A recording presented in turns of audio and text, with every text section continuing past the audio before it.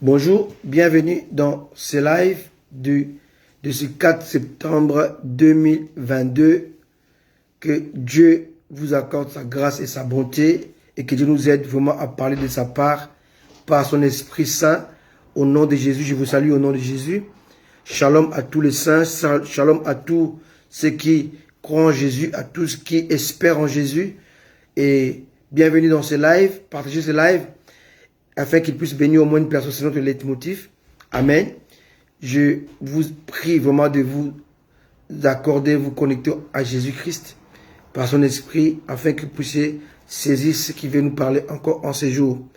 En attendant, on va mettre un chant dans les monotos qui sera très long. Il y a plus de paroles que la chanson, mais cela est là pour nous édifier. Connectez-vous au Seigneur, connectez ce live. Connectez vos bien-aimés dans ce live, partagez ce live dans des groupes. Et je crois de tout mon cœur qu'il bénira au moins une personne. Que Dieu vous bénisse. Écoutons ce moment d'adoration et surtout, prenons le temps d'adorer le Seigneur ensemble. Alléluia. Bienvenue.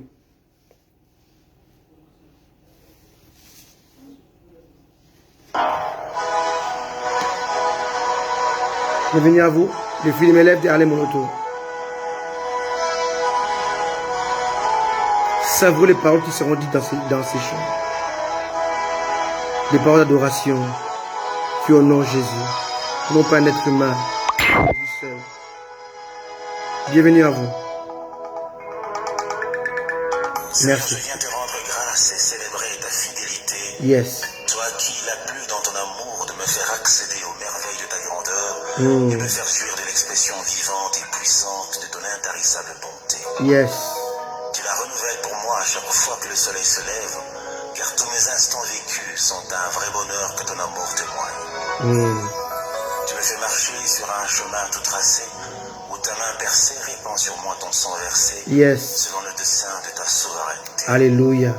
Au travers des vallées et montagnes, sous les vagues agitées par le vent de l'adversité, au milieu des moqueurs et entre les pièges ouverts des traîtres, Yes. tu me conduis, Seigneur. Je me conduis, Seigneur.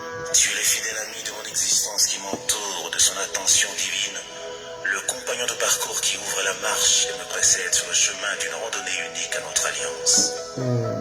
Tu es le divin protecteur qui m'a arraché du filet de la mort, car le puissant gardien de mon âme, C'est toi, Seigneur. Tu as posé ta main dans l'affaire et changé les cours d'un événement qui avait programmé l'irréparable. Le sombre nuage lugubre s'est dissipé et le sarment qui séchait a de nouveau fleuri, nourri par la sève de vie qui fait rayonner les âmes de tous les rachetés. Ta fidélité a dépassé le calcul des tombeurs, des justes, des traîtres qui ont des pierres à la place du cœur, de ceux qui vivent pour détruire, mais sans moyens efficaces pour édurer saint que tu as établi, car le soutien des âmes sauvées, C'est toi le récit de roi. Laisse mon âme célébrer ta Fidélité, fidélité. Seigneur. Laisse mon âme chanter ta gloire, Ta gloire, fidèle ami. amour. Toi qui as écouté les cris des saints et Et la voix de ton église et qui a étouffé les élans du destructeur. Merci Jésus. Merci, Jésus. Savourez ces paroles. Savourez ces paroles. Que la douceur de ta voix Résonne à mon cœur. Quel ami fidèle. Il vient comme un vainqueur, fidèle ami. Alléluia. devant le trône de ta grandeur. Je viens t'adorer, Jésus. Jésus-Christ, mon Seigneur. Si j'ai Du grand roi, avec des vieillards et tous les saints. Yes. Devant ta face et te dire, je t'aime, Jésus. De ta présence, je viens t'adorer, Seigneur.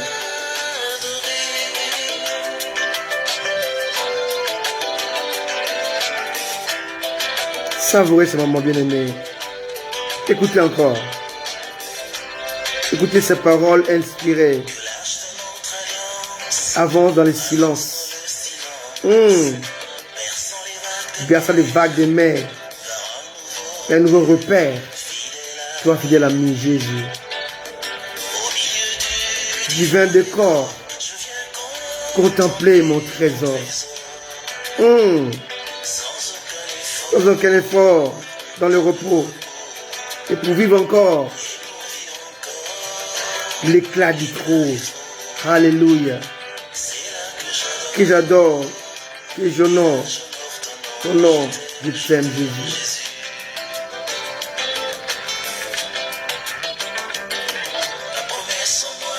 Et vie, ta parole me ravit. Tu me conduis. En toi, je m'accomplis. Alléluia. Qui a de beau, me fait rêver debout de ton amour, Seigneur. Oh, fidèle ami. Chantez-les si vous le connaissez. Ou toujours bien arrosé. Jésus. Je t'aime, fidèle ami. Écoutez ceci. Comme tu voudras. Où tu veux. On s'en ira. Tout se fera. Compagnon de mon parcours. Fidèle ami. Oh Jésus.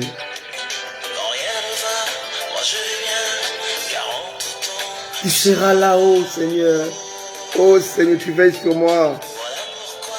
En tout moment, je resterai toujours fidèle ami à toi, Seigneur. C'est toi, fidèle ami. Oh Seigneur Jésus. Comme tu voudras. Où tu veux, on s'en ira, Seigneur. Yes. Tout se fera. Compagnon de tout mon parcours, fidèle ami.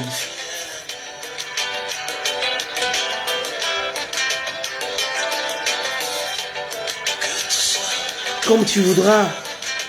Où tu veux, on s'en ira, Seigneur. On s'en ira. Tout se fera. Compagnon de tout mon parcours. Fidèle ami. Savoure ce moment. Je viens, Seigneur. Laissez écouter mon âme. Même si mes mots n'ont pas la force requise pour bien le faire. Alléluia. Cependant, en dépit de mes insuffisances, je ne saurais me taire. Car tu jouis du fruit de mes lèvres qui exalte ta grandeur et confesse ta seigneurie. Yes. Je Alléluia. suis de ton cœur qui prend son vol sur les ailes de ton amour. Yes. À la rencontre de l'ineffable et de l'inédit. Alléluia. Car dans ta gloire, Je tout t'aime, sera Seigneur. nouvelle. Tu es l'artisan de la vie qui demeure et du bonheur qui ravit. Toi le bienfaiteur de ceux qui espèrent. Les notes d'espoir qui découlent de ta sainte présence rassurent nos élans intérieurs et profonds. T'avoir est un devoir qui pourvoit au grand besoin de voir en toi le roi de gloire. Yes. Te connaître, ô divin Le maître, maître, c'est comme naître en ton être, en ton pour jouir être. du bien-être qui Al- pénètre Alléluia. au-delà du sens et de la raison. T'aimer ne restera plus jamais un simple mot, mais une raison d'exister qui fera couler ma vie dans les entrailles de ta miséricorde. Merci, Seigneur. Te dire je t'aime ne vaudra jamais tes preuves d'amour qui se déversent comme un flot sur les sentiers de ma vie. Mais ce qui importe pour moi, c'est de sentir exhaler en moi le bon parfum de ta vie, Jésus. Yes. T'avoir pour Seigneur et Maître est plus que tout ce que l'existence peut me proposer de bien. Yes. Avec toi, mes moments perdus sont les instants les plus riches. Oh, Suprême suprême beauté. beauté. Tu donnes à la perfection et à l'excellence la force de leur expression, car la source de la connaissance, c'est toi, Seigneur Jésus. Yes. La sublime origine du savoir, c'est encore toi, profondeur de la sagesse. Amen. Je voudrais marcher à tes pas vers les horizons sans fin, à la rencontre de la vie, la vraie vie que tu es, au sommet du bonheur parfait que tu as, dans le sein de l'éternité que tu es. Amen. Je veux demeurer ici et te dire aussi que ce bruit de ton cœur qui résonne en moi détermine la perfection d'une communion solide et intense Alléluia. qui plonge ses racines dans la terre de l'amour éternel. Alléluia. Amen. Tu es l'identité de l'amour, l'inaliénable amour qui porte en son sein les marques de ta divinité et l'emblème de ta fidélité. Amen. Tu es le Dieu de la justice qui répand sur ses traces la semence de l'équité et de la droiture, toi la lumière qui anime l'univers. T'entendre dire, te voir agir, te sentir en moi en respirant tes délices, fait le décor d'une ambiance céleste et intime que me rassure que tu m'aimes. Amen. Te laisser faire et accomplir ce que tu désires réaliser en moi n'a rien de comparable, car ta volonté, Seigneur, est comme une nourriture qui me donne la force de vivre pour continuer à croire et à t'adorer.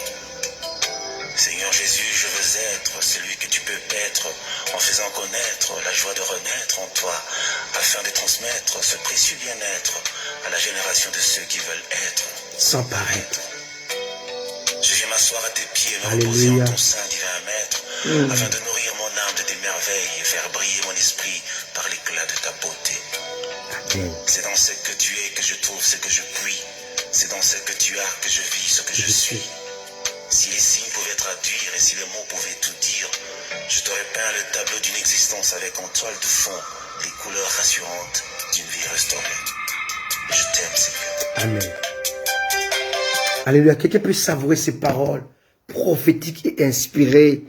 Alléluia. Oh, gloire à Jésus. Prends un temps dans la présence de Dieu et dis-lui un mot. Alléluia. Pendant ce temps-là, je vais mettre un chant qui dit encore, montre-toi, Seigneur. En lingala, mimonisa.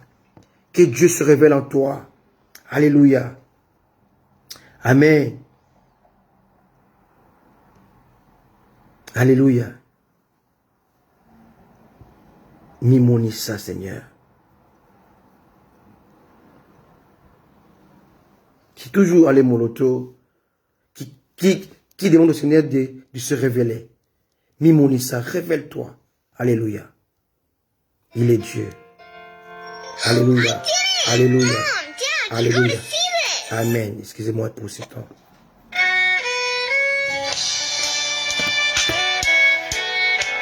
Prends le temps d'écouter Dieu, de lui ouvrir ton cœur et dis-lui, montre-toi, Seigneur.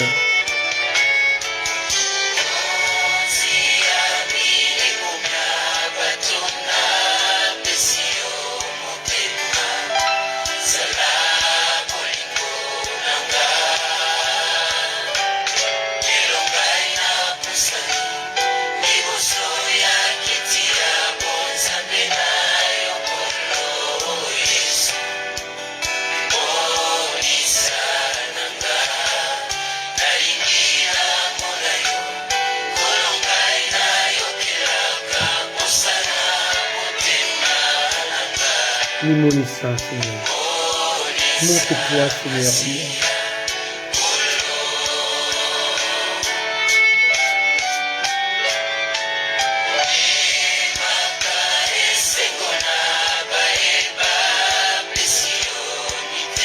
Alléluia.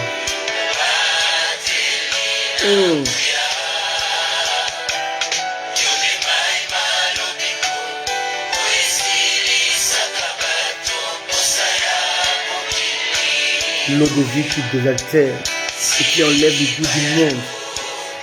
Alléluia. Au-delà de ce qui a été donné aux hommes, c'est toi que j'ai choisi, Seigneur. Montre-toi, s'il te plaît.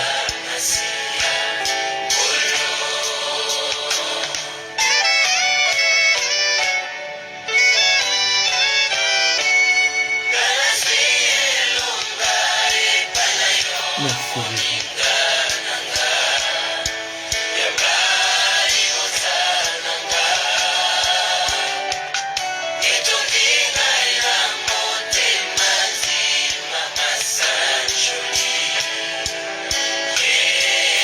Oh Seigneur, montre-toi à nous, Seigneur.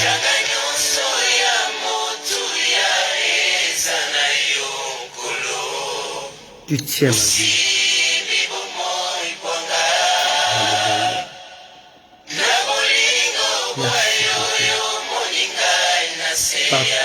Par ton amour, tu me vois au-delà de la grâce. Par la grâce. Amen. Alléluia. Quel chant. Amen. Nous allons passer à la parole de Dieu et comme promis, on va voir la suite de ce qu'on a vu depuis 3 semaines maintenant. La suite de notre enseignement au sujet de l'épreuve de l'interdit. Amen. Alléluia. Merci. Est-ce que je peux avoir un support ici? Un petit support, s'il vous plaît. Alléluia. On a vu, par définition, aujourd'hui c'est la conclusion. Alléluia.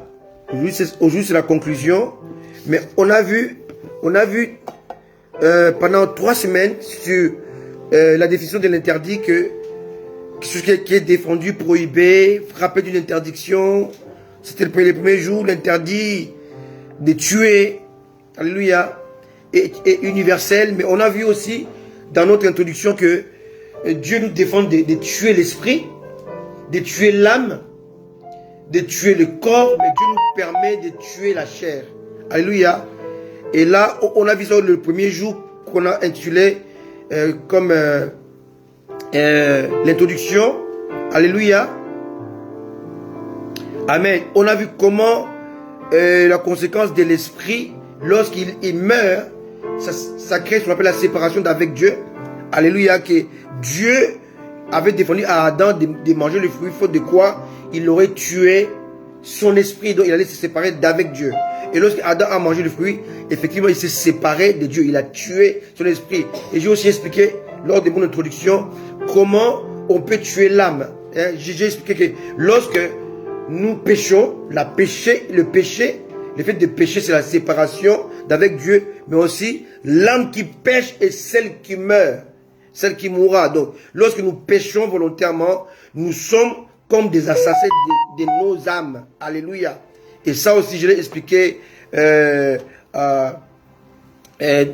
lors de mon introduction sur cet enseignement. J'ai aussi expliqué beaucoup de choses. J'ai expliqué comment la nature nous enseigne sur le code de la route. Hein. Nous avons les marquages au sol, nous avons le fait tricolore qu'il faut respecter. Nous avons aussi, en dépit des marquages au sol et au fait tricolore, nous avons ce qu'on appelle les gendarmes, les policiers ou le roulage. Lorsque le roulage est là devant toi qui conduit, même si le feu est rouge, s'il dit de passer, tu n'enfreins pas la loi parce que le roulage ou le policier ou le gendarme est au-dessus du feu. Et de la même manière, Dieu étant le roulage, celui qui donne la loi est au-dessus de la loi. Donc, s'il te pousse à consommer l'interdit, si lui te le demande, tu dois le faire. En le faisant, tu n'enfreins pas la loi, donc tu ne pêches pas parce que c'est Dieu qui te le demande. Voilà pourquoi Dieu a demandé à Abraham d'offrir son fils Isaac comme un sacrifice, alors que Dieu n'acceptait pas le sacrifice humain. Parce que Dieu l'avait demandé à Abraham devait le faire. Et on a aussi vu que lorsque Dieu te demande, il faut maîtriser la voix de Dieu. Si tu ne maîtrises pas la voix de Dieu, Satan peut venir te pousser à faire l'interdit, comme Satan a poussé Ève à commettre l'interdit, et Ève a péché contre Dieu. Donc pour maîtriser la voix de Dieu, il faut d'abord maîtriser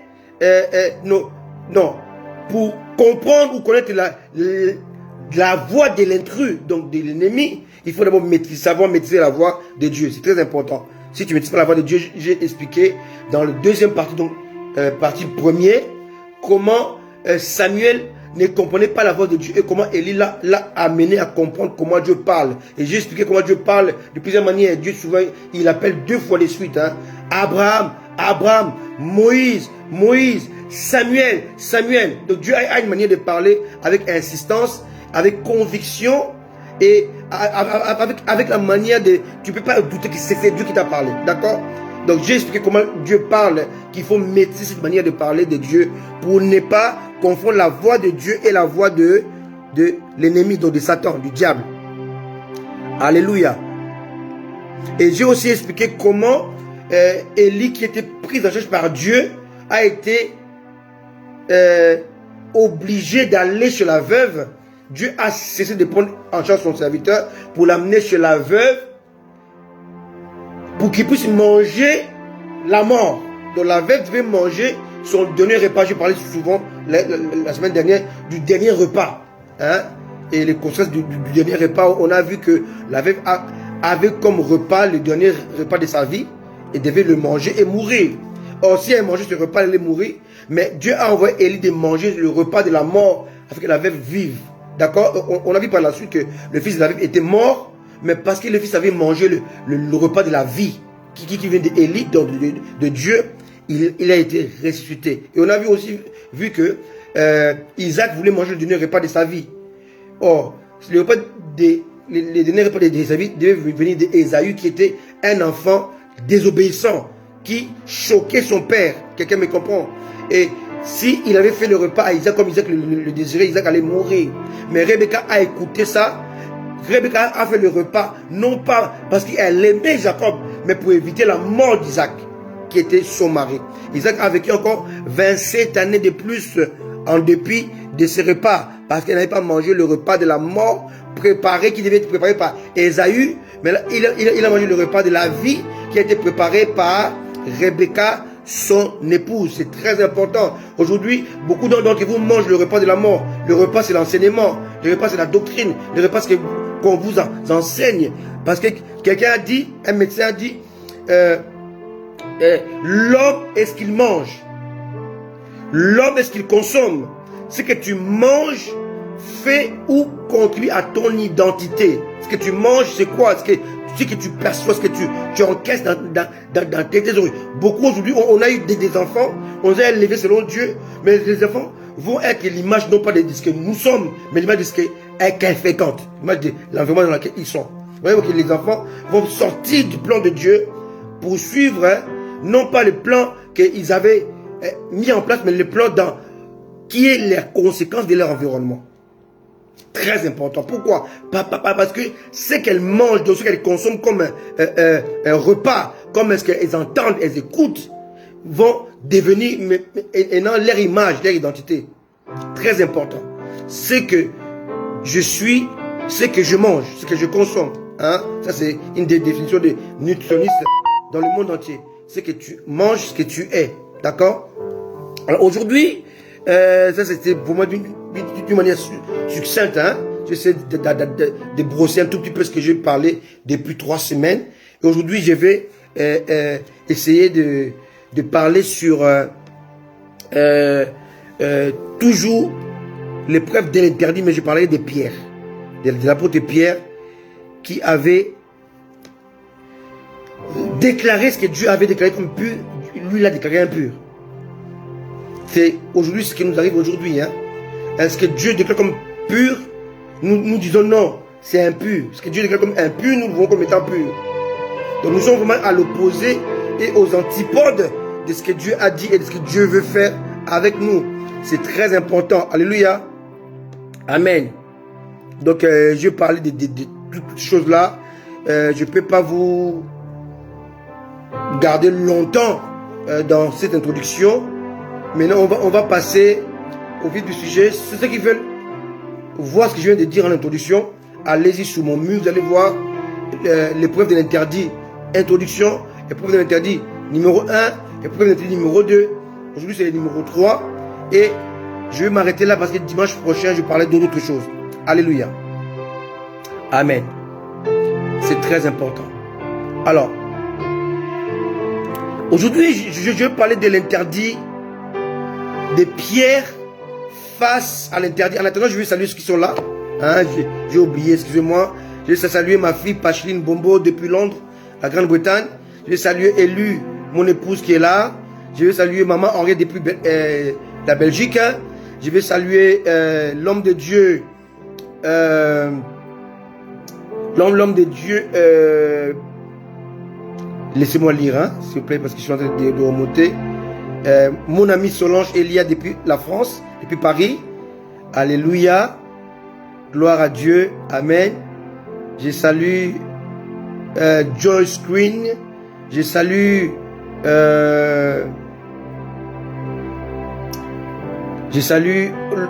Jésus Dieu, donc Garline, depuis la France. Solange, bien entendu, j'ai déjà parlé. Alléluia. Je salue Nadine depuis Kinshasa et je salue vous tous qui êtes là. L'homme de Dieu depuis quelque part en Europe. Amen. Que Dieu vous bénisse et vous accorde sa grâce et sa bonté, sa miséricorde. Oui, c'est l'homme de Dieu, pas tout, je crois. Hein? Je tenais vraiment à les saluer parce que c'est un homme de Dieu qui me suit actuellement beaucoup. et que Dieu lui accorde vraiment sa grâce et sa faveur. Alléluia. Amen. Que Dieu vous bénisse, que Dieu vous accorde sa grâce et sa bonté. Amen. On va commencer maintenant. Alléluia. Merci Jésus. Oui. Partout, Ilumbe, que Dieu t'accorde sa grâce et sa bonté. Vous tous qui êtes là, que je ne vois pas forcément. D'autres me suivent en secret. Et je respecte votre anonymat. Je vous salue quand même au nom de Jésus. Je salue aussi ceux qui vont me suivre en différé. Tous les aigles.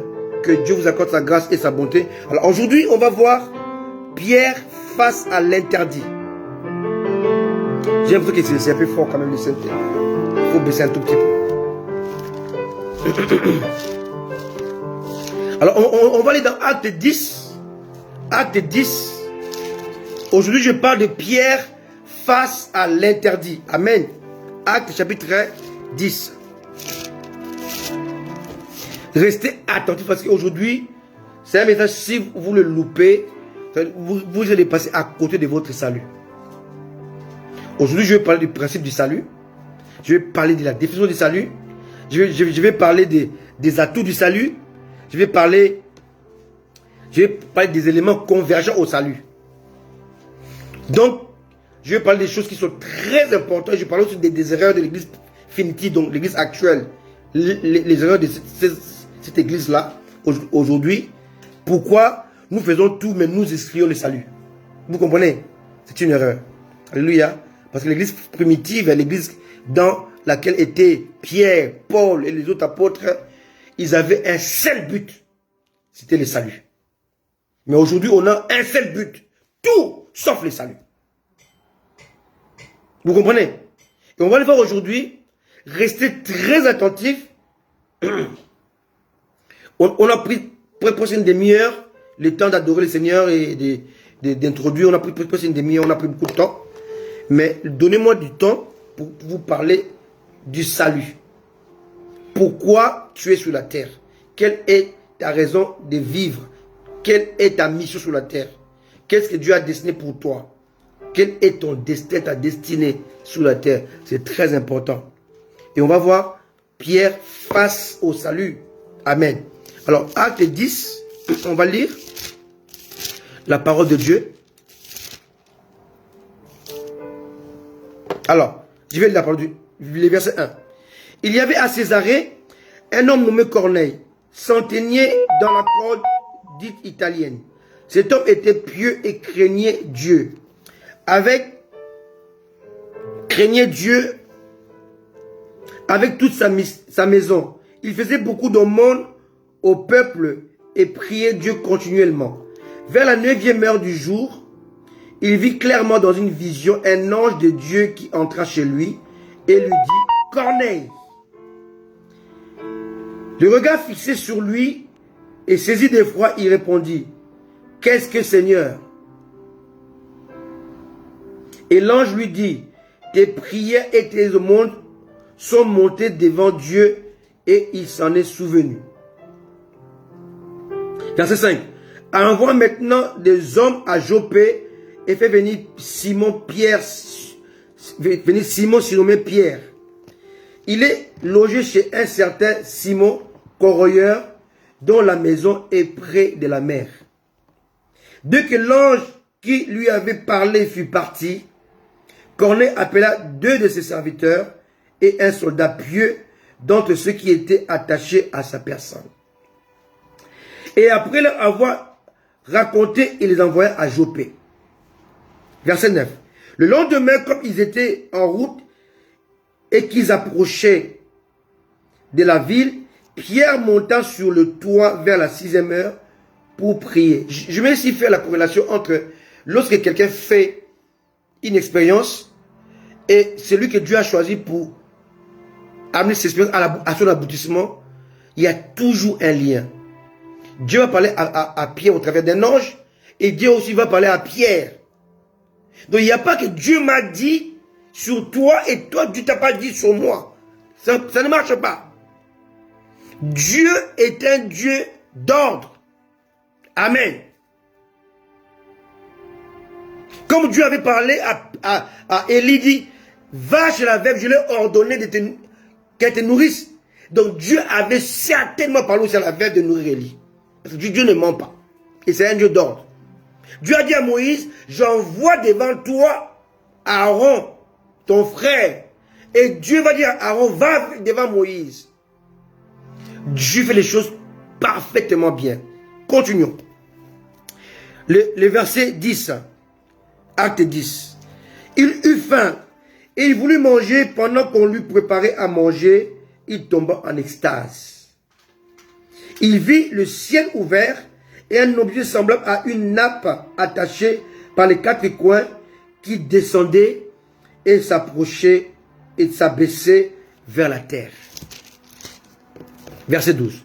Et s'est trouvé tous les quadrupèdes et les reptiles de la terre et les oiseaux du ciel. Là, on peut maintenant retourner dans Lévitique chapitre 11. Et là, on va voir maintenant tout ce que Dieu avait interdit comme animaux, comme oiseaux, comme animal à manger. Et là, c'est toutes ces choses-là.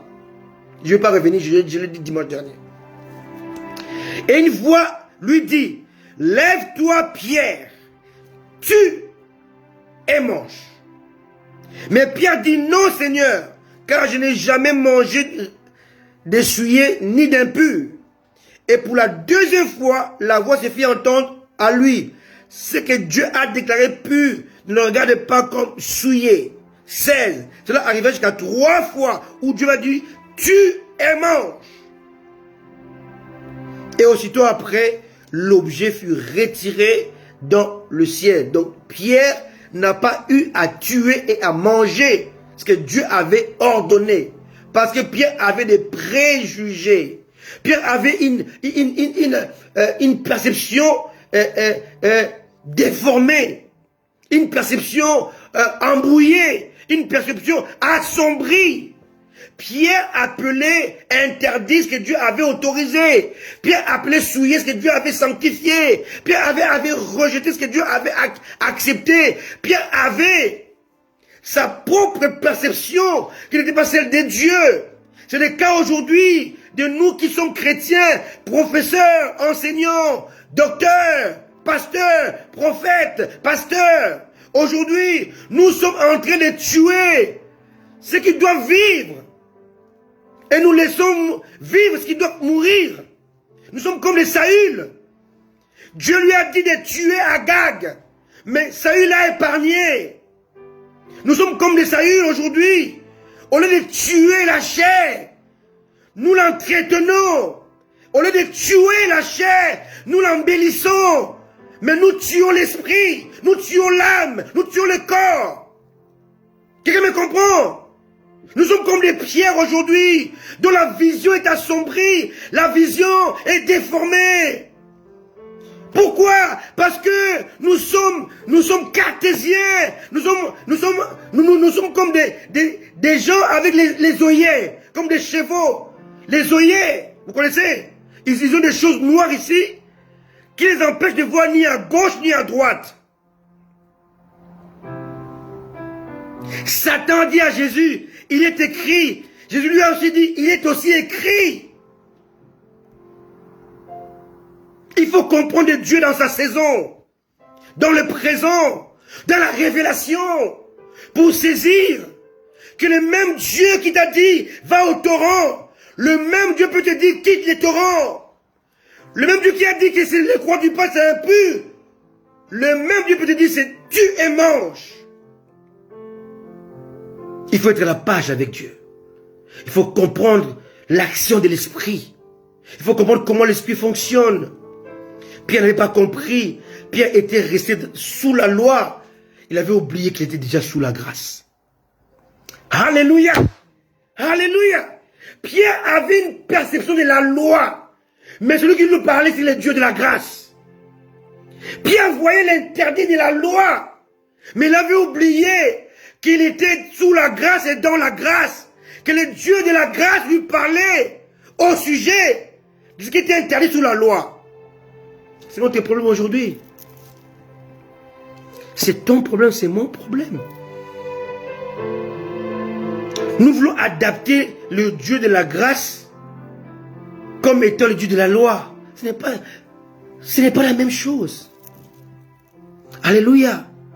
Sous la loi, c'était l'agneau qui était immolé. Mais sous la grâce, sous la loi, c'est un agneau. Un agneau, un article indéfini. Il pourrait y avoir plusieurs agneaux qui venaient de plusieurs troupeaux, de plusieurs contrées, plusieurs villages, plusieurs pays. Mais là, c'est un agneau. Non pas un agneau, mais l'agneau. Elle apostrophe. Article élidé. Article défini. C'est un agneau qui est défini par Dieu. Il n'y en a pas deux. Il n'y en a pas trois. Il est défini. Ce n'est pas un agneau, mais l'agneau qui est défini. Quelqu'un me comprend ça? C'est très important. On ne peut pas confondre un agneau avec l'agneau. Un agneau, article indéfini. L'agneau, article défini. Donc Pierre avait la conception d'un agneau, avait la conception de la loi, alors qu'il était sous la grâce et dans la grâce. C'est notre problème aujourd'hui. Avec quelles lunettes vois-tu Dieu? Tu portes les lunettes de la loi pour voir le Dieu selon la loi, ou tu portes les lunettes de la grâce pour voir Dieu selon la grâce? Quelles sont tes lunettes? Celles de la loi ou celles de la grâce? Tes lunettes déterminent ta façon, ta manière de percevoir. Je perçois les choses par rapport à ce que je porte comme lunettes, à ce que je conçois, à ce que j'ai épousé comme principe. Qu'as-tu épousé? Le principe selon la loi ou le principe selon la grâce? Aussi longtemps que ta perception sera déformée,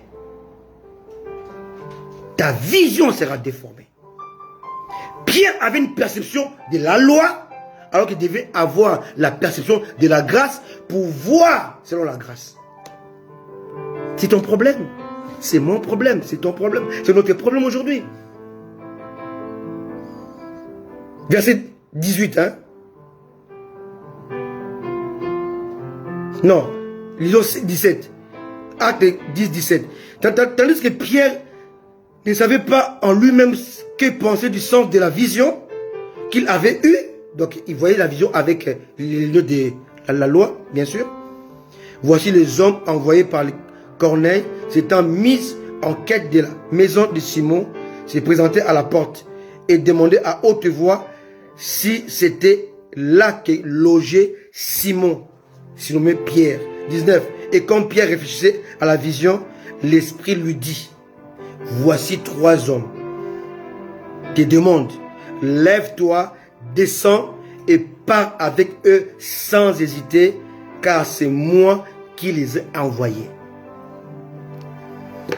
La Pierre, l'avantage de Pierre, c'est que Pierre était connecté au Saint-Esprit. Malgré qu'il avait une perception qui était déformée, souillée, qui était une perception de la loi, mais son avantage était qu'il était connecté au Saint-Esprit. Il était baptisé du Saint-Esprit. Il connaissait l'intérêt du Christ. Malgré sa croyance, malgré sa perception qui était déformée. Mais ce qui l'a sauvé, c'est qu'il était connecté. Il savait discerner la voix du Saint-Esprit. Et Pierre n'a pas hésité. Verset 21. Pierre donc descendit et dit à ces hommes: voici, je suis celui que vous cherchez. Quel est le motif qui vous amène? Verset 22. Il répondit: Corneille, centenier, un homme juste et craignant Dieu, et de qui toute la nation des Juifs rend un bon témoignage, a été divinement averti par un saint ange de te faire venir dans sa maison et d'entendre tes paroles. Pierre donc les fit entrer et les logea. Le lendemain, il se leva et partit avec eux. Quelques-uns des frères de Joppé l'accompagnèrent. On peut continuer après, on peut aller jusqu'à la fin, voir ce qui s'est passé chez Corneille. Ici, je vais épingler quelque chose de très très important. Malgré ton ignorance, malgré ta manière de voir les choses, de voir Dieu, mais si tu es connecté à l'Esprit, Dieu peut te récupérer. Pierre a été récupéré par Dieu parce que Pierre était connecté au Saint-Esprit. très important. Alléluia. Très important. Parce que notre mission demeure le salut des âmes. Allez, faites de toutes les nations des disciples. Allez, prêchez la bonne nouvelle. Guérissez les malades. C'est le salut. D'abord, en fait, Pierre ne comprenait pas que ce que Dieu déclare pur doit être considéré comme tel. Même si cela paraît à ses yeux impur. Amen. Très important. Parce que, en fait, dans la tête de Pierre, de Simon Pierre et des disciples primitifs, tout ce qui n'était pas juif n'était pas destiné au salut. Donc, en fait, la vision que Pierre a eue avait ce sens-là. Ce que vous voyez comme impur, comme les non-juifs, moi je le vois comme pur. Ceux-là que vous voyez comme étant ne méritant pas le salut, moi je dis qu'ils méritent aussi le salut. En fait, ce que Pierre voyait comme impur, en fait, c'était Corneille et sa maison. Que Pierre ne pouvait jamais y aller. Parce que si vous lisez même la suite, vous allez voir que les disciples ont condamné Pierre. Pourquoi tu es parti chez les gentils, tu es rentré chez eux, tu as mangé avec eux, tu as fait tout avec eux. En fait, et on voit là qu'ils avaient une conception erronée parce qu'ils étaient sous la grâce, mais ils marchaient selon la loi. Ils avaient mixé la grâce et la loi. Ce qui fait que l'expérience de Pierre les a amenés à comprendre que on ne doit pas voir les gens qui sont hors État d'Israël, qui ne sont pas juifs, comme étant des impurs et qui ne méritent pas la grâce, ni les dons de Dieu. Donc Pierre était enseigné par Dieu que sous la grâce, les païens doivent aussi bénéficier du salut. Alors, je parle sous le salut. Je veux que nous puissions comprendre qu'est-ce qu'est le salut. Alléluia. Qu'est-ce qu'est le salut? Mais avant tout, je veux que nous puissions comprendre que si on voit les débuts de cette histoire, on voit qu'au début, on dit que Corneille, qui était un centenier romain dont il dirigeait 100 personnes, était pieux, il craignait Dieu, lui et sa maison, il faisait des aumônes, sans salut. Mon Dieu. Ta manière de craindre Dieu ne veut pas dire que tu es sauvé. Non. Ta conception de Dieu ne fait pas de toi un sauvé. Ici, Dieu va préparer Pierre pour amener Corneille au salut malgré son état. Ici, on détaille. Corneille est un homme pieux. Il vit dans la piété. C'est un homme qui ne voulait pas pécher. Corneille craignait Dieu. Donc il respectait la loi de Dieu. Corneille faisait beaucoup de monde, il faisait beaucoup de dons. Il donnait les offrandes.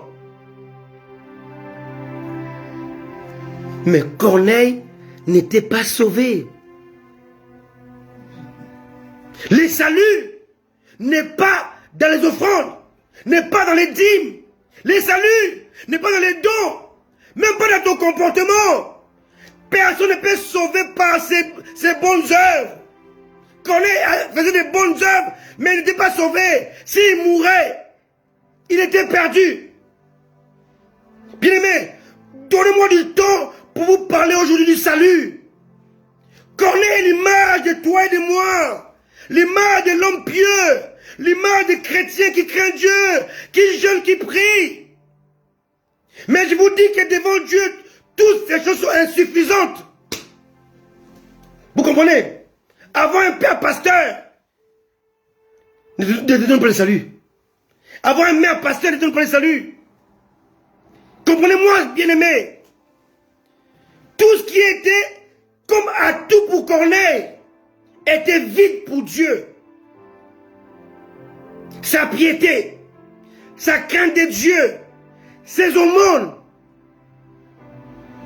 ne pouvaient pas lui procurer le salut. Et Dieu te parle par ces messages. Tu parles à l'église tous les dimanches, chaque semaine, tous les mercredis intercession, tous les vendredis veillés, tous les dimanches culte. Tout ce que tu fais là ne peut pas te procurer le salut. Parce que le salut n'est pas méritoire. On ne le mérite pas.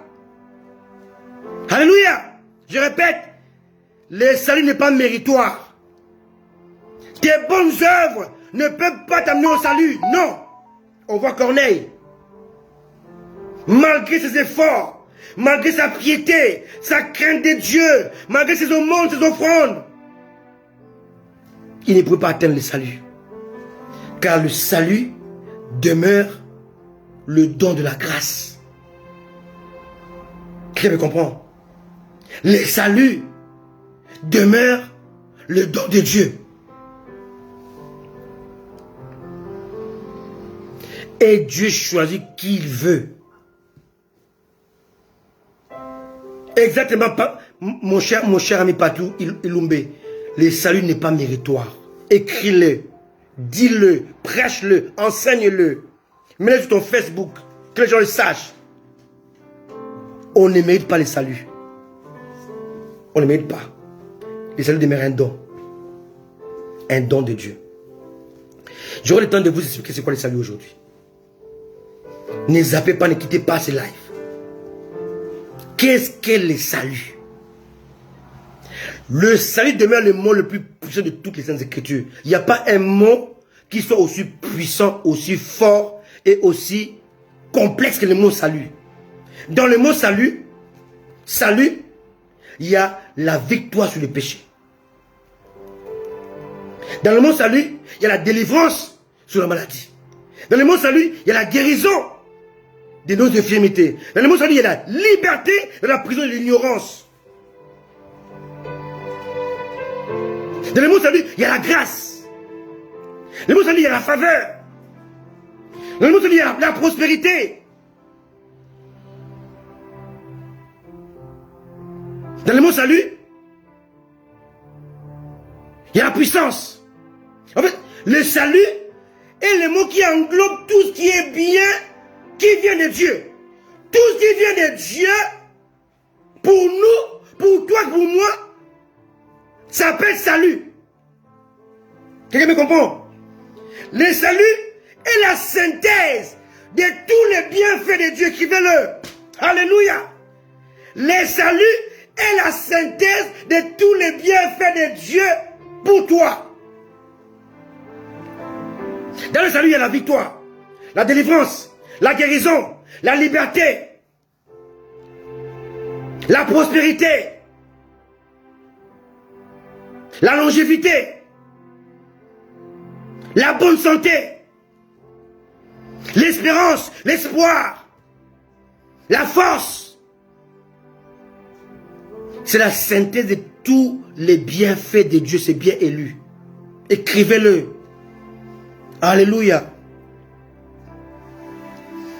En définitive, le salut demeure le don de Dieu et non pas un mérite via nos efforts et ou notre implication dans la chose de Dieu. Non. C'est pas parce que je vais à l'église tous les matins, c'est pas parce que j'intercède, c'est pas parce que je prie pour les malades, c'est pas parce que je prie pour les autres, c'est pas parce que je prêche, que j'enseigne, que je mérite le salut. Non. Le salut n'est pas méritoire. On ne le mérite pas. On le reçoit. Alléluia. Exactement. L'esprit est la synthèse de tout ce que Dieu fait pour moi. Ça lui demeure un don de Dieu. Exactement ça. Écrivez-le, dites-le, prêchez-le. Alléluia. Enseignez-le. C'est ça le salut. Laissez-moi vous parler des 3 atouts du salut. 3 atouts du salut, d'accord? 3. Premier atout du salut, le salut est une grâce divine. Deuxième atout du salut, le salut est un don divin. On peut le lire dans Éphésiens 2. Éphésiens 2, verset 8. Éphésiens 2, verset 8. Ça sera le meilleur message de septembre pour vous. Parce qu'il y en aura encore d'autres qui vont arriver. Alléluia. Éphésiens 2, verset 8. C'est par la grâce que vous êtes sauvés, par les moyens de la foi. Et ça ne vient pas de vous, c'est les dons de Dieu. J'ai donné 2 atouts du salut. Premier atout, j'ai dit que le premier atout du salut, c'est la grâce divine. Hein? On dit, c'est pas la grâce que nous sommes sauvés. D'accord? Le premier atout, c'est la grâce divine. Le deuxième atout, c'est les dons de Dieu. Troisième atout, le salut est une personne. Alléluia. Alléluia. On peut voir ça dans Luc 2, verset 8. Luc 2, verset 8. Luc 2, verset 8. Luc 2, 8 dit,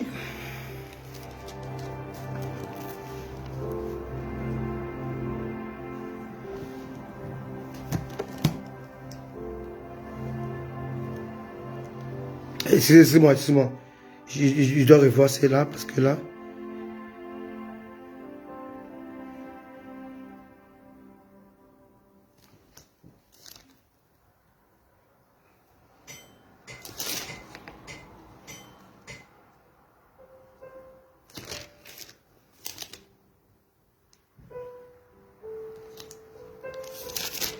attends, je parle de Siméon.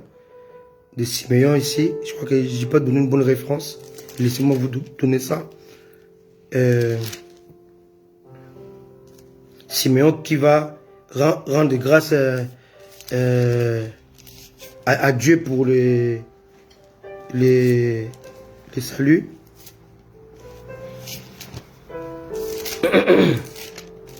Laissez-moi vous donner une référence exacte. Parce que c'est pas ça.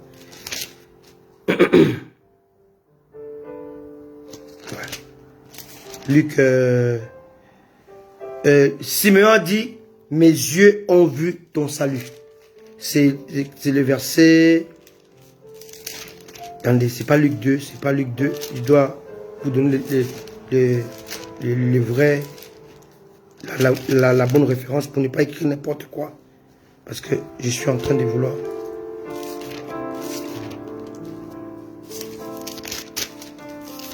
Excusez-moi. Luc toujours, hein, mais c'est pas la référence que je vous ai donnée.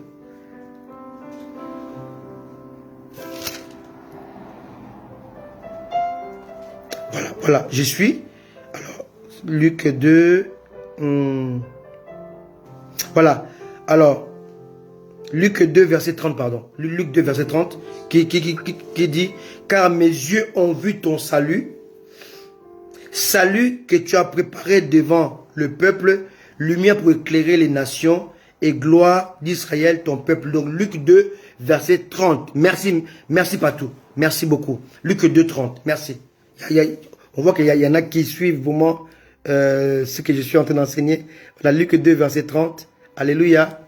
Mes yeux ont vu le salut. Luc 2, 30. Amen. Donc, le salut est premièrement, les 3 atouts du salut, pour premier atout, le salut est une grâce divine.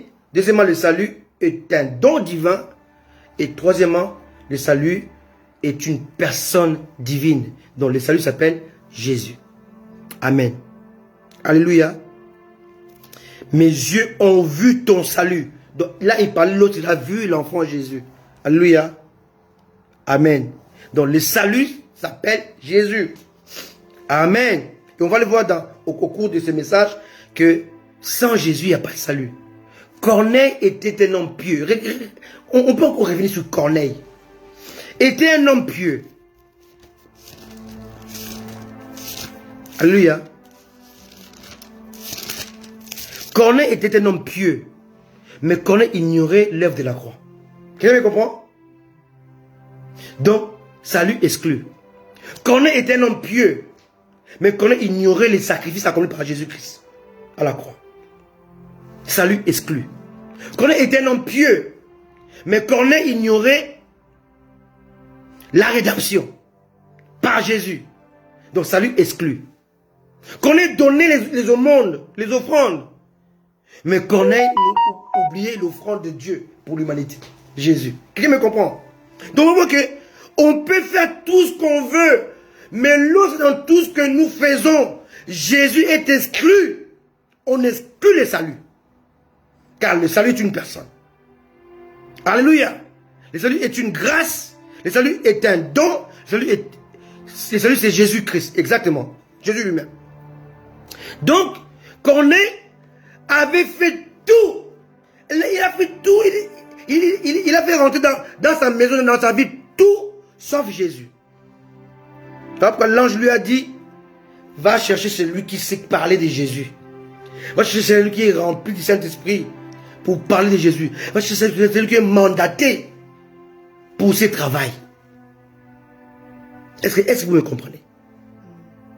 On peut tout accepter. On peut tout sacrifier. On peut tout avoir. On peut mieux se comporter. On peut avoir un bon comportement. On peut être humble. On peut être soumis. On peut être tout ce qu'on veut. Mais si on n'a pas Jésus, on a exclu le salut. Corneille avait tout. Avait les témoignages des gens. Corneille, il était un homme qui donnait. C'est un donateur. Toi qui as un bon témoignage. Toi qui fais des dons à l'église. Aux hommes de Dieu. Si Christ n'est pas ton Seigneur, ton Sauveur, tu n'as pas le salut, tu n'es pas sauvé. Quelqu'un me comprend? Très important. Regardez les atouts de Corneille. Un homme, verset 2, acte 10, verset 2. Cet homme était pieux, craignant Dieu, avec toute sa maison, faisait beaucoup d'aumônes au peuple, priait Dieu continuellement. C'était un homme de prière. 4, d'accord? Pieux, crainte de Dieu, donner les aumônes, les donner aux pauvres, d'accord? Et prier beaucoup. 4 atouts aujourd'hui que nous considérons comme étant les saluts. Alors que tout ça ne veut pas dire le salut. Hein? Être pieux, veiller sur ne pas commettre de péché, vivre de la piété, de la crainte de Dieu. Craindre Dieu, donner à Dieu, donner pour l'œuvre de Dieu, prier beaucoup. Tous ces 4 atouts-là étaient nuls devant Dieu. Parce que ça ne produisait pas le salut. C'était des bonnes œuvres, mais qui ne menaient pas au salut.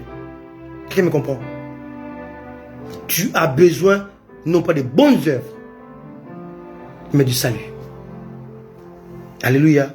Et le salut, et premièrement, la grâce. Deuxièmement, un don. Troisièmement, une personne. La grâce, tu la reçois. Le don, tu la reçois. Tu le reçois. Mais la personne, tu dois avoir avec elle une relation. Quelqu'un me comprend? Ce n'est pas la même chose. J'ai reçu la grâce. J'ai reçu le don. Mais je dois avoir une relation avec une personne. Donc Jésus et le salut avec qui on doit avoir une relation. Une relation bilatérale, non pas unilatérale. Bilatérale. Je le connais et il me connaît. Je connais mes brebis et mes brebis me connaissent. C'est ça. Le salut. Quelqu'un me comprend? J'avance vite. Je vais bientôt finir.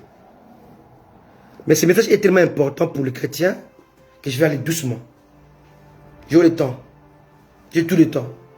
Maintenant, laissez-moi vous parler de 4 éléments convergents au salut. 4 éléments, je parle de 3 atouts du salut. La grâce, les dons, la personne. Maintenant, je vous parle des 4 éléments convergents au salut. Donc, les 4 éléments qui vont t'amener vers le salut. Pas 5, pas 6, pas 7, pas 8, pas 9, pas 10, pas 2, pas 1, mais 4 éléments. Sans eux, tu ne peux pas prétendre au salut.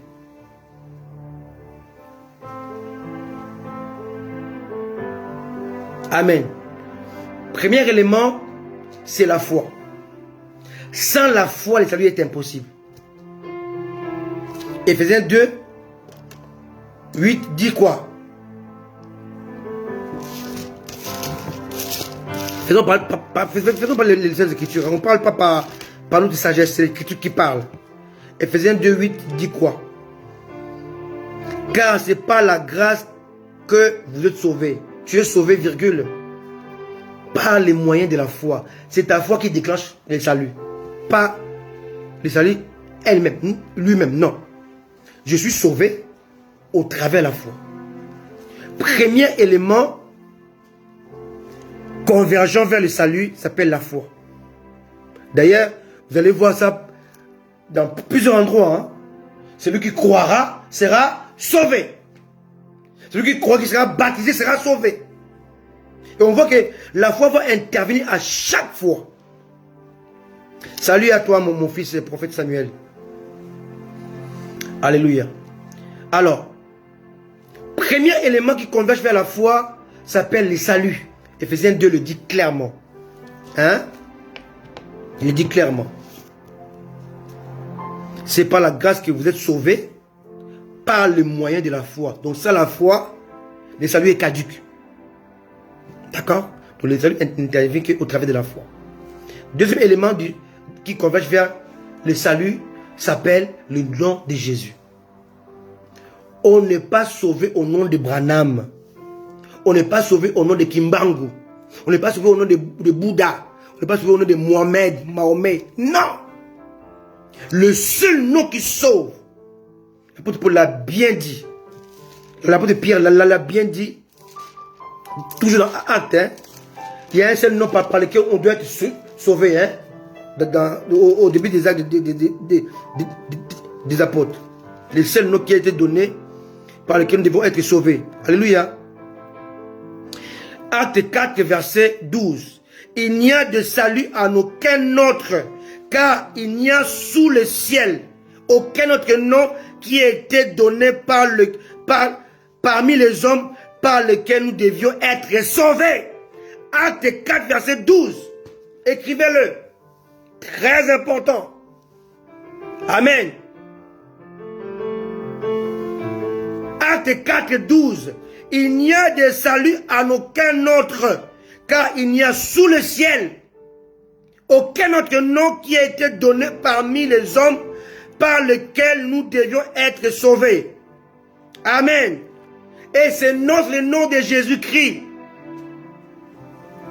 Deuxième élément convergent au salut, c'est le nom de Jésus. Celui qui croira en moi sera sauvé. Alléluia. Donc notre but, notre responsabilité en tant qu'homme de Dieu est de prêcher Jésus. Car c'est la source du salut. Quand on dit salut, on parle de vie éternelle. Et la vie éternelle commence étant vivant sur la terre. Et passe au-delà de la mort. Quelqu'un me comprend? J'ai la vie éternelle d'abord ici-bas, avant de mourir. Et lorsque je meurs, la mort n'empêche pas la vie éternelle de continuer. Elle commence avant la mort, elle se poursuit après la mort. Physique. D'accord? Mais elle me maintient dans la vie éternelle. Donc ce qui fait que la mort spirituelle ne peut plus l'atteindre. Quelqu'un me comprend? Donc lorsque j'ai la vie éternelle, je ne peux plus mourir. Et Jésus l'a bien dit dans le livre des Jean. Bien aimé, lisez la parole de Dieu, mon Dieu. Ne crois pas à tout ce que les gens disent et prêchent n'importe quoi. Alléluia. Alléluia. C'est clair dans la parole de Dieu. Alléluia. Amen.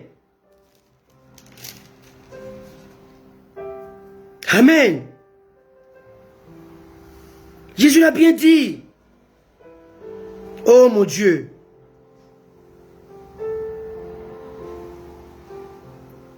C'est clair.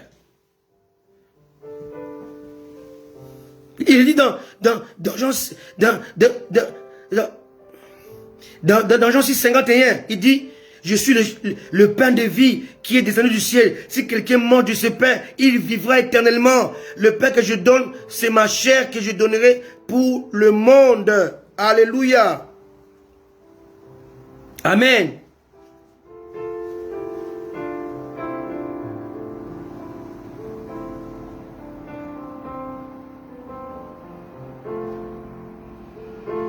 Lisez comment il se dit que c'est lui qui a la vie. Il vit même s'il meurt. La mort n'a plus d'effet sur lui. Et il se présente comme étant le salut. Aucun prophète, aucun apôtre sous la terre n'a jamais été le salut. Aucun. C'est la différence entre les prophètes, les apôtres, les hommes de Dieu et Jésus. Alléluia. Vous louez des pasteurs, vous louez des docteurs, vous louez des apôtres. Mais ils sont pas les saluts. Jésus est le salut. Amen. Jésus-Christ est le salut. Donc, le deuxième atout du salut, c'est Jésus-Christ lui-même. Alléluia. Et Jésus va dire dans Jean 11, hein, Jean 11, hein, il dit à Marthe, Marthe lui dit, Jean 11, 24, je sais, répondit Marthe, qu'il restera à la résurrection au dernier jour. Jean 11, verset 25, Jésus lui dit, je suis la résurrection et la vie. Celui qui croit en moi vivra, même s'il meurt. Ça veut dire que le salut commence avant de mourir et continue après la mort. Lorsque tu as le salut, tu es garanti de ne plus mourir. Donc la mort ne sera que la mort physique. La mort physique ne peut plus t'atteindre. C'est ça le salut. Il dit, je suis la résurrection et la vie. Oh mon Dieu. Est-ce que les chrétiens lisent la parole de Dieu? Pas possible. Tu peux faire des miracles, faire marcher les gens, faire tout ce que tu veux là, sortir de l'argent. Mais je ne serai pas comme les moutons, regarde la pied des biches. Je t'observe. Tu ne m'impressionnes pas. Pour m'impressionner, il faut celui qui donne le salut. Jésus. Alléluia. Pour m'impressionner, moi, Christian, il faut être celui qui donne le salut. Qui soit la source du salut. Parce que dans ma vie, c'est le salut. Il n'y a pas un don qui soit au-dessus du salut. Il n'y en a pas un autre. Je suis la résurrection et la vie. Celui qui croit en moi vivra, même s'il meurt. Et quiconque vit et croit en moi ne mourra jamais. Ne mourra jamais. Donc si tu as le salut, la mort ne peut rien te faire. Est-ce que tu comprends ça? Arrête de suivre ces prophètes de malheur. Arrête de croire aux prophètes de malheur qui te donnent tout sauf le salut.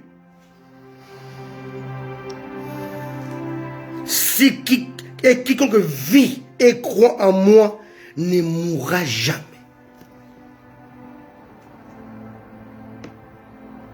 Ne mourra jamais. Et vous voulez que je vous parle de quoi? D'un prophète ou de moi-même? Est-ce que moi je peux vous sauver? Non. Je veux vous parler de Jésus. Même si j'ai 10 personnes qui me suivent. Samuel, écoute-moi très bien. Toi qui t'inquiètes sur le nombre de gens qui me suivent. Fils, je m'en moque de ça. Je me moque des gens qui me suivent. Je me moque du nombre de gens qui me suivent. Ce qui m'importe, c'est que lorsque je parle, je transmets aux gens le salut. Que les gens soient sauvés. Je montre aux gens la voie royale. La voie qui mène au salut. Jésus-Christ de Nazareth. Même si je ne suis pas suivi par le monde entier, mais le peu qui me suivront connaîtront la source du salut, le vecteur du salut. Les saluts. Et cela me suffit. Peu importe s'il y a 9 personnes dans mon live et que dans l'autre live, il y a 2000 personnes qui suivent. Peu m'importe cela. Ça ne m'importe peu. Ce qui m'importe, moi, Christian Kifouema, c'est que je transmets aux gens les saluts. Jésus-Christ. Et en dehors de lui, il n'y a pas de salut. Ce que je te donne comme parole, cette parole-là va t'aider à faire face à la mort physique. Quand la mort va venir, c'est à ce moment-là que la parole que je t'ai transmise, ces messages-là, va surgir en toi. La mort va venir, tu vas rigoler.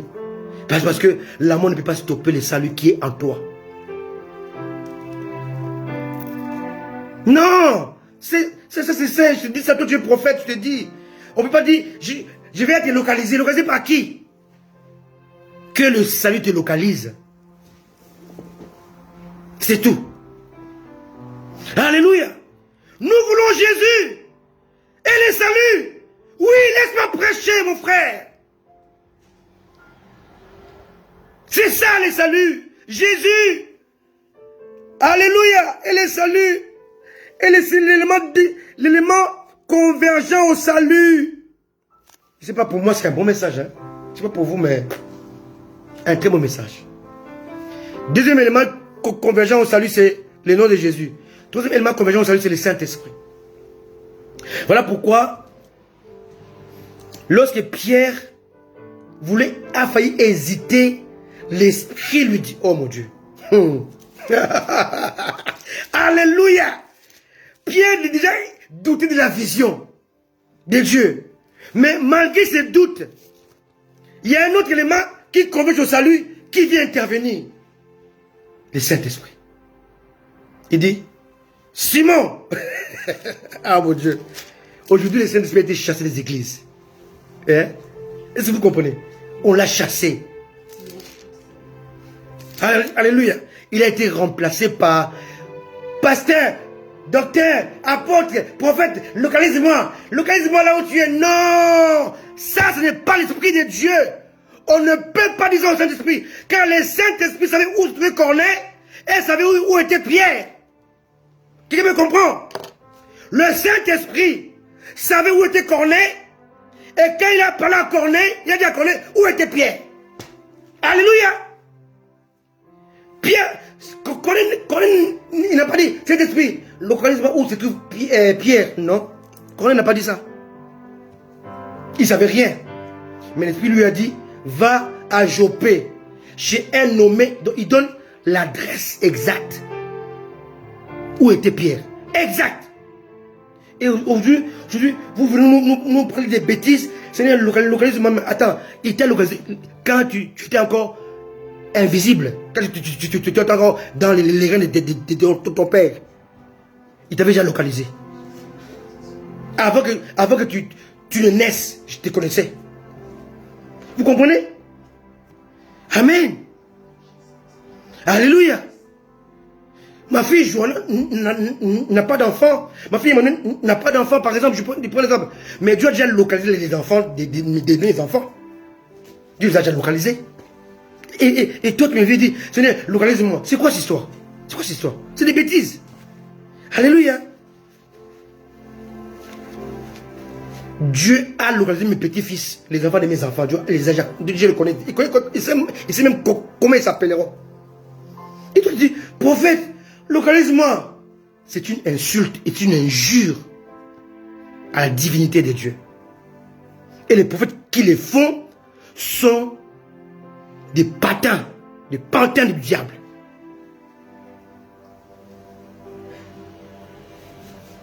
Alléluia. Mais mon frère, partout tu es au bon endroit. Parce que moi, Christian, je ne parle que de Jésus. Je ne parle que de Jésus, pas autre chose. Que de Jésus. Alléluia. Laissez-moi vous parler de Dieu. Alléluia. Troisième atout convergent au salut, c'est le Saint-Esprit. Et on va voir que le Saint-Esprit va parler à Pierre. Alléluia. Il va dire, verset 10-19. Et quand Pierre réfléchissait à la vision, l'Esprit lui dit, voici 3 hommes. Il donne les détails. Hein? Voici 3 hommes. Pierre ne les a pas encore vus. Qui te demande, lève-toi, descends et pars avec eux sans hésiter, car c'est moi qui les ai envoyés. Et vous venez me dire que le Saint-Esprit n'est pas Dieu? Il n'a pas dit que c'est Jésus qui les a envoyés. C'est moi, Saint-Esprit, qui les a envoyés. Et vous voulez dire qu'il n'est pas Dieu? Voilà une preuve tangible que le Saint-Esprit est Dieu. Il ne parle pas au nom du Père, il ne parle pas au nom de Jésus, il parle en son nom. L'Esprit dit, voici 3 hommes qui te demandent, lève-toi, descends, pars avec eux, car c'est moi qui les ai envoyés. Mais si on va... Alléluia.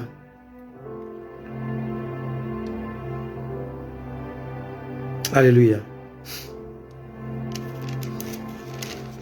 Au début, on voit que quand on a prié Dieu et Dieu envoie un ange qui va lui dire envoie les gens chez chercher Simon-Pierre.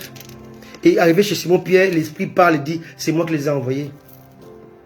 Donc, Saint-Esprit est Dieu. Quelqu'un me comprend? Donc, il y a 4 éléments convergents vers le salut. Premier élément s'appelle la foi. Deuxième élément s'appelle le nom de Jésus. Troisième élément s'appelle le Saint-Esprit. Et quatrième élément, le dernier élément, c'est le baptême.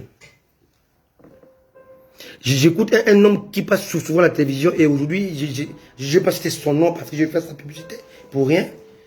Cet homme-là est suivi par beaucoup de pasteurs, par beaucoup de chrétiens d'ailleurs. Beaucoup de chrétiens sont à la maison. Cet homme-là, c'était un ancien musicien du monde. Il s'est converti, soi-disant converti, parce que pour moi, il n'est pas converti. Pour moi, il n'est pas converti parce que son message n'est pas de Dieu. Parce qu'il dit dans son message que le baptême d'eau n'est pas important. Baptême d'eau n'est pas important. Or, c'est faux. Vous allez voir que dans les livres des Actes des apôtres, dans l'église primitive, les apôtres insistaient sur le baptême d'eau et les dons du Saint-Esprit. Et ces choses n'ont pas changé jusqu'aujourd'hui. Quelqu'un me comprend? Et lui, quand il prêche, il dit, le baptême d'eau n'est pas important. Bien aimé, quand tu exclus les baptêmes, tu exclus le salut. Quelqu'un me comprend? Je vais vous lire ça. Marc, chapitre 16, verset 16. On ne peut pas exclure le baptême d'eau par immersion dans le processus du salut. Si on exclut le baptême d'eau dans le processus du salut, on exclut le salut. Quelqu'un me comprend? Vous allez me dire, ah, ouais, les voleurs à la croix, les brillants à la croix n'étaient pas baptisés. Mais il y a la grâce. Je vous dis que la grâce fait partie du salut. Quelqu'un me comprend?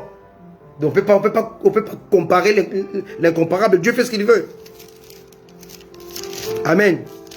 Mais pour nous qui sommes vivants, le baptême fait partie du processus du salut. Alléluia. Marc 16, verset 15 d'abord. Puis il leur dit, allez par tout le monde et prêchez la bonne nouvelle à toute la création. Celui qui croira et qui sera baptisé aura le salut. Autrement dit, sera sauvé. Mais celui qui ne croira pas et qui ne sera pas baptisé sera condamné. Très à la ligne. Il n'y a pas à ajouter. Celui qui croira et qui sera baptisé sera sauvé, mais celui qui ne croira pas sera condamné. En d'autres termes, c'est celui qui croira en Jésus et qui sera baptisé au nom de Jésus sera sauvé, mais aura le salut. Celui qui ne croira pas en Jésus, qui ne sera pas baptisé au nom de Jésus, qui sera condamné. Clair, net et précis. Donc le baptême est le quatrième élément convergent au salut. Hein? Ne confondez pas les 4 éléments convergents au salut et les 3 atouts du salut. Alléluia. Ne confondez pas les 2 termes, d'accord? Il y a 3 atouts du salut, la grâce, les dons, la personne de Jésus. Les 4 éléments convergents au salut, c'est la foi, le nom de Jésus, le Saint-Esprit et le baptême. Très important. Maintenant, on va voir ça maintenant dans le processus du salut. Maintenant, Pierre arrive chez Corneille. Je vais m'arrêter bientôt. Pierre arrive chez Corneille. Mettez des j'aime, des cœurs si vous voulez que je continue parce que c'est un bon message. Alléluia. Mettez des j'aime, des j'aime, des cœurs si vous voulez que je puisse finir ce message-là. Et non pas les renvoyer à dimanche prochain. Donnez-moi 10 minutes, je vais conclure. Je ne vais pas presser. Alors Pierre arrive chez Corneille. Vous allez voir comment Dieu a mis en place le salut. Très important. Pierre arrive chez Corneille. Il n'a pas préparé son message. Est-ce que vous comprenez? On ne prépare pas le salut en avance. Parce qu'il vient de Dieu. Alléluia. Pierre arrive à Césarée. Où était Corneille? Verset 34. Alors, Pierre ouvra la bouche et dit, en vérité, je reconnais que Dieu ne fait point de favoritisme, mais quand dans toute la nation, c'est lui qui les craint et qui pratique la justice, lui est agréable. Alléluia. Et maintenant, là, Pierre explique aux amis, disciples, hein, ce qui s'est passé chez Corneille. Maintenant, retournez un peu dans ce qui s'est passé chez Corneille.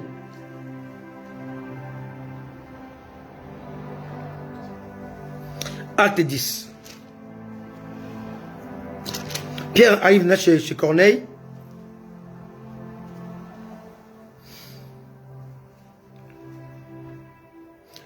J'avais lu jusqu'au verset 23. Maintenant, lisons le verset 24, d'accord? Pour continuer. Acte 10, 24. Ils arrivaient à Césarée le jour suivant. Corneille les attendait et avait invité ses parents et ses amis intimes. Lorsque Pierre entra, Corneille, qui était allé au-devant de lui, tomba à ses pieds et se prosterna. Pas pour Pierre, mais à Jésus. D'accord? Il faut bien comprendre les sentiments. Mais Pierre le releva en disant, lève-toi, moi aussi je suis un homme. Pierre a vu que son acte n'était pas au Seigneur, mais à lui. Il a dit, on ne fait pas ça. Mais aujourd'hui, vous voyez que lorsque les gens vont voir les prophètes, les hommes de Dieu, ils se prosternent, les hommes de Dieu laissent faire. Ils sont des charlatans. Je le dis sans hésiter. Ils sont des charlatans, des faux serviteurs de Dieu. Quand un homme se présente devant toi, tu dois l'en empêcher. Jean a posé devant un ange, l'ange l'a empêché. Ici, quand on se présente devant Pierre, Pierre l'a empêché. Mais on voit les hommes de Dieu, on se présente devant lui et dit, yes, yes, yes. Tu es un faux serviteur de Dieu. On ne peut pas t'adorer toi, on doit adorer Jésus. Alléluia. Et conversant avec lui, il entra et trouva beaucoup de personnes réunies. Vous savez, leur dit-il, qu'il est défendu à un juif de se lier avec un étranger et d'entrer chez lui. Mais Dieu m'a appris à ne regarder aucun homme comme souillé et impur. Maintenant, Pierre a compris la vision. Il explique la vision. C'est ça que Pierre il voyait comme les choses impures. D'accord? Qu'il devait tuer et manger. Il devait tuer sa conception et consommer la volonté de Dieu. Est-ce que vous comprenez? Quand Dieu dit tue et mange, tue ta conception. Tue ta conception, tes idées reçues, tue-le et mange ma parole. Mange la vision, mange la révélation. Tue et mange. Ça veut dire, tue ta conception, détruis ta conception, tue ta perception charnelle et mange la révélation.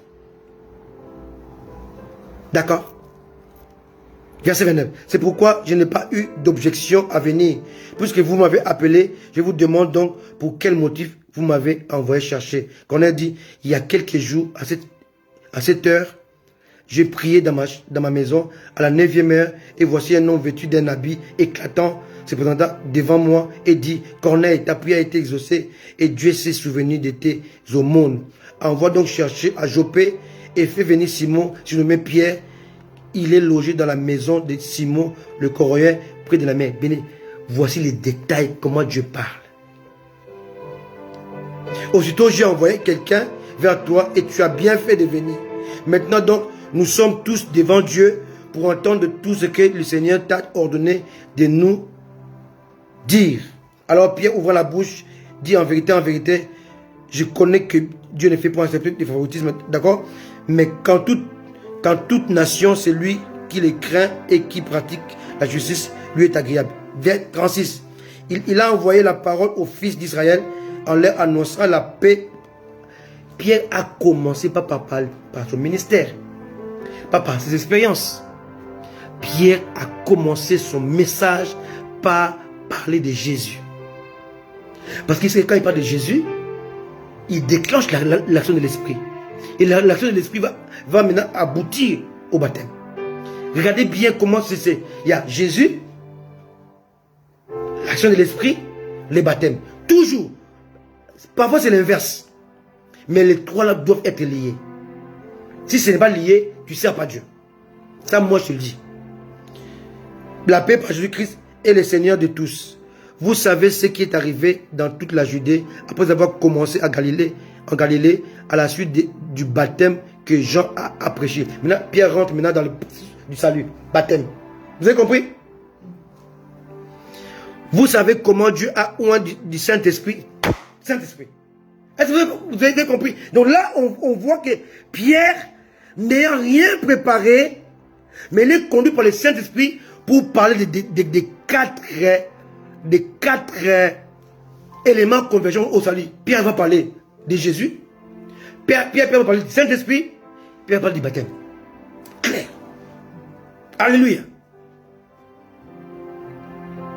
Et qui allait de lieu en lieu, faisant du bien, guérissant tout ce qui était sous l'emprise du diable, car Dieu était avec lui. Maintenant, Pierre présente le salut. Guérir, c'est le salut. Sauver, c'est le salut. D'accord? Nous sommes témoins de tout ce qu'il a fait dans le pays des Juifs, à Jérusalem. Ils l'ont tué en le pendant au bois. Pierre parle de la rédemption. Dieu l'a ressuscité. Le troisième jour, il a permis qu'il apparaisse, non à tout le peuple, mais aux témoins choisis d'avance par Dieu. Et nous qui avons mangé et bu avec lui après qu'il fut ressuscité des morts, Jésus nous a ordonné de prêcher au peuple et d'attester que c'est lui qui a été établi par Dieu, juge des vivants et des morts. Tous les prophètes rendent témoignage de lui, le témoignage que quiconque croit en lui reçoit par son nom le pardon des péchés. Verset 44, important. Quand Pierre prononçait encore ces mots, le Saint-Esprit descendit sur ceux qui écoutaient la parole. Verset 45. Tous les fidèles circoncis qui étaient venus avec Pierre furent étonnés de ce que les dons du Saint-Esprit étaient aussi répandus sur les païens.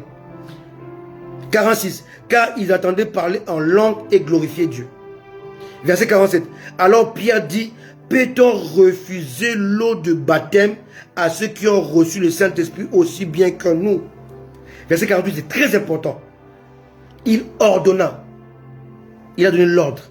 Bien aimé, vous devez savoir que lorsque le Saint-Esprit est répandu sur les gens qui n'ont pas été baptisés par l'immersion, le baptême devient un ordre. Non pas un souhait. Ça, c'est l'évangile. Je répète, lorsque quelqu'un reçoit le Saint-Esprit et le don du Saint-Esprit, avant d'être baptisé par immersion, le baptême devient un ordre.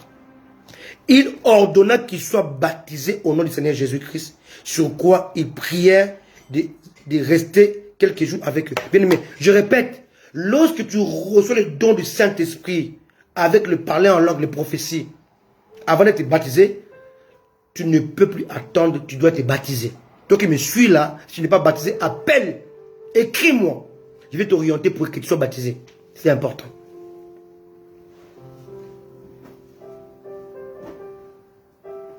Comment est-ce que je peux affirmer ça? Je peux l'affirmer parce que la Bible en parle. Donc on peut aller dans Acte 19 pour voir que l'apôtre Paul était tombé dans la même chose. Mais là, l'apôtre Paul, il a compris que le baptême doit toujours être précédé par le baptême par immersion. Je répète, le baptême du Saint-Esprit doit toujours être précédé par le baptême d'immersion. Moi qui vous parle, j'ai été baptisé du Saint-Esprit avant le baptême par immersion. Et le baptême par immersion est devenu pour moi un ordre, une obligation. Mais ceux qui n'ont pas encore expérimenté le baptême par le Saint-Esprit doivent passer par le baptême par immersion. On va voir ça avec Paul. D'accord? Très important. Acte 19. Alléluia. On commence par le verset 1. Pendant qu'Apollos était à Corinthe, Paul, après avoir parcouru les autres provinces de l'Asie, arriva à Éphèse. Ayant rencontré quelques disciples, il leur dit, avez-vous reçu le Saint-Esprit quand vous avez cru? La foi, les dons, le baptême du Saint-Esprit. D'accord? Je l'ai prêché aujourd'hui. La foi, vous avez le baptême par immersion et le Saint-Esprit. Ça, c'est l'ordre de Dieu. Mais l'ordre peut changer. À ce moment, le baptême devient un ordre. D'accord?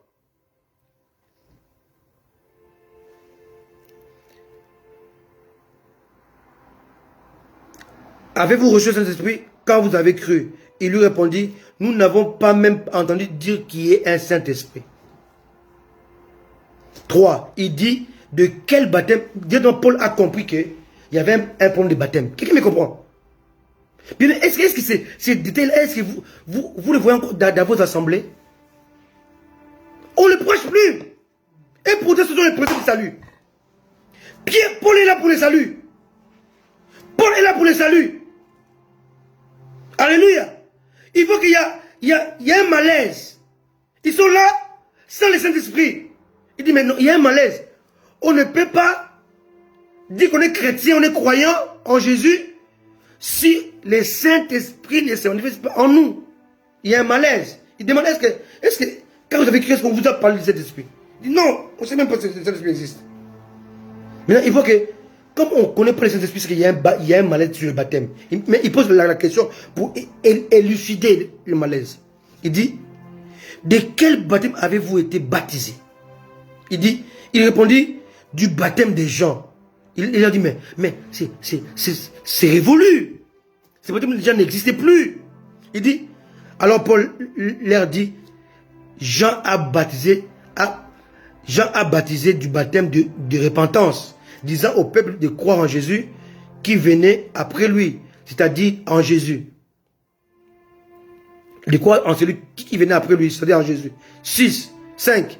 Sur ces paroles, ils furent baptisés au nom du Seigneur Jésus. 6. Lorsque Paul leur imposait les mains, le Saint-Esprit vint sur eux, ils parlaient en langue et prophétisaient.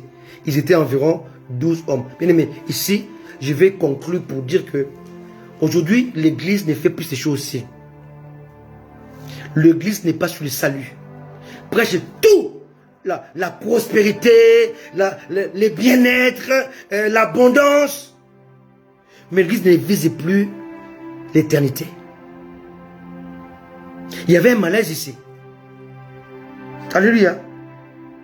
Paul arrive dans la province, à Éphèse. Il faut les gens qui ont été baptisés par le baptême des gens.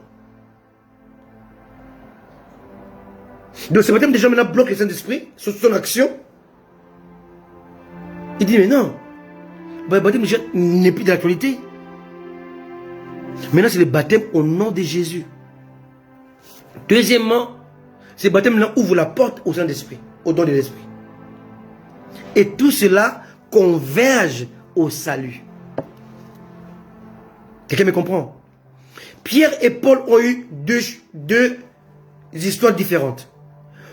Pierre a prêché, le baptême du Saint-Esprit est venu, le baptême par immersion est devenu un ordre. Il ordonna. Paul va poser la question. Et quand il a eu la réponse, il dit non, je ne peux pas déclencher le baptême du Saint-Esprit parce qu'ils ne sont pas baptisés. Ils sont d'abord baptisés au nom de Jésus. Et quand ils sont baptisés, à ce moment-là, l'Esprit peut décider de vous baptiser après le baptême. Il peut le faire. Mais s'il ne le fait pas, il y a l'imposition des mains qui s'impose. Il va leur imposer les mains, il va réclamer qu'ils soient baptisés par le Saint-Esprit. Et quelqu'un me comprend? Ce sont des principes du salut très importants à connaître et à savoir. Revoyez ces messages pour que ces principes restent dans vos têtes. Et si tu es pasteur, tu es prédicateur, tu ne fais pas ça, sache que tu es dans l'erreur. Tu dois le faire.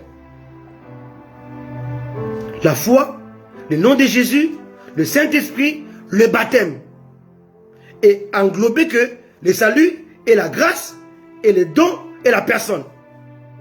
N'oubliez pas ça. Alléluia. Veillez à ça. Comme Pierre l'a fait et comme Paul l'a fait. Cependant, de nos jours, nos leaders actuels, nos apôtres, nos prophètes, nos évangélistes, nos pasteurs, nos docteurs, négligent ces principes du salut, hélas. Parce qu'ils ne comprennent pas comment Dieu fonctionne. Ils ne prêchent même plus les messages de la croix. On prêche aujourd'hui les intérêts des mammons et la richesse. On enseigne aujourd'hui les avantages de demeurer sur la terre polluée. On doit être sur la terre, doit être riche. Mais la terre sera détruite. On favorise l'élévation et la prospérité matérielle qui pourtant offusquent la perception de Dieu. On fait tomber les gens en lieu de les relever.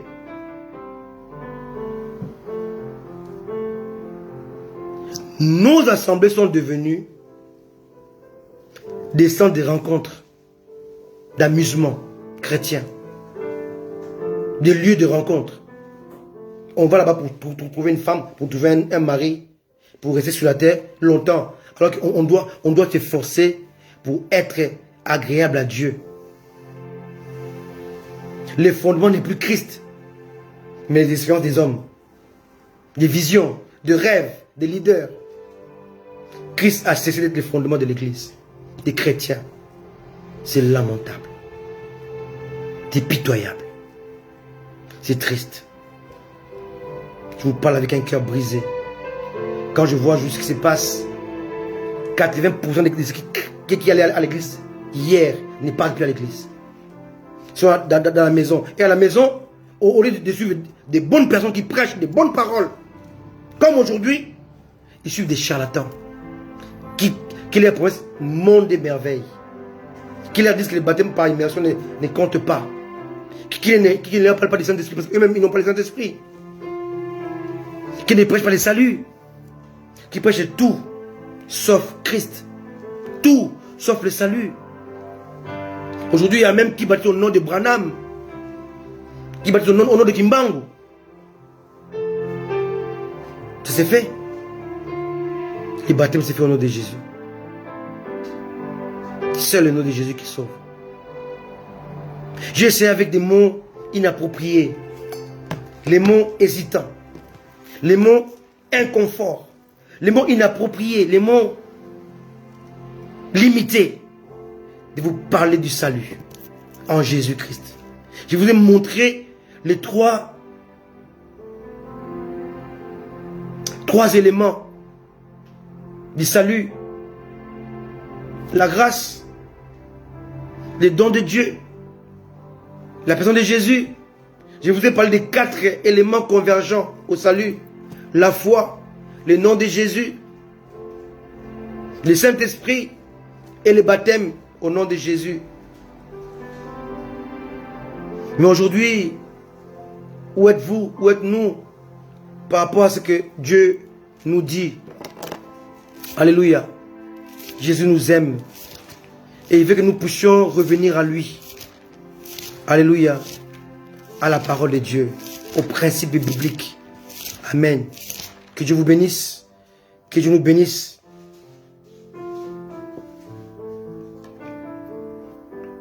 C'est vrai, mon frère Philippe Toto, qui donne un verset, qui parle de, savez-vous pas que l'amour du monde et inimitié contre Dieu, c'est lui qui veut être ami de Dieu.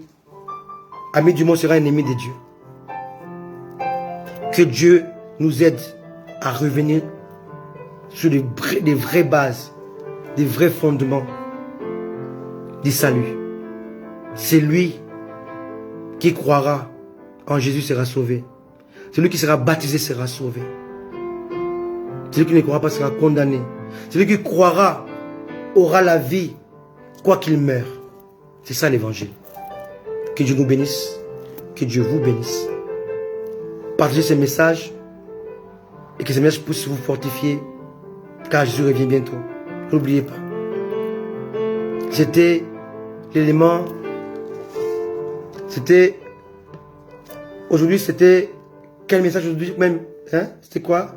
La dernière partie 3 de notre message que nous avons parlé en 3 parties, l'épreuve de l'interdit. Pierre face à l'interdit. Que Dieu vous bénisse. Merci à vous. Esther, sois bénie. Merci à toi, mon fils prophète Samuel. Merci à toi, serviteur de Dieu, Patou Lumbe, pour ta présence. Merci à toi, Philippe Ntoto. Merci à toi, mon grand frère Pierre Kamangou depuis Bruxelles. Merci à toi, mon maman Henriette depuis Belgique. Merci à toi, mon ami Solange depuis Paris. Et merci à toi, Élu, qui est à mes côtés et qui aide vraiment les gens à comprendre et à suivre la parole de Dieu avec des versets à l'appui, avec des commentaires. Merci à vous tous qui êtes là. Merci à toi aussi, Nadine depuis Kinshasa. Merci à vous, vous tous les aigles. Soyez bénis. C'était la dernière partie de ces messages qui avaient 3 parties. Alléluia. L'épreuve de l'interdit. Dimanche prochain, on parlera d'autre chose. En attendant, soyez sobres, soyez sages, accrochez-vous à Jésus-Christ, au Saint-Esprit, marchez dans la crainte de Dieu. Mais sachez que avoir la piété, avoir la crainte de Dieu, donner les offrandes, ne procure pas le salut comme Corneille. Vous avez besoin du Saint-Esprit, besoin d'être baptisé, et besoin de Jésus. Que Dieu vous bénisse. Ciao, bye bye. Amen.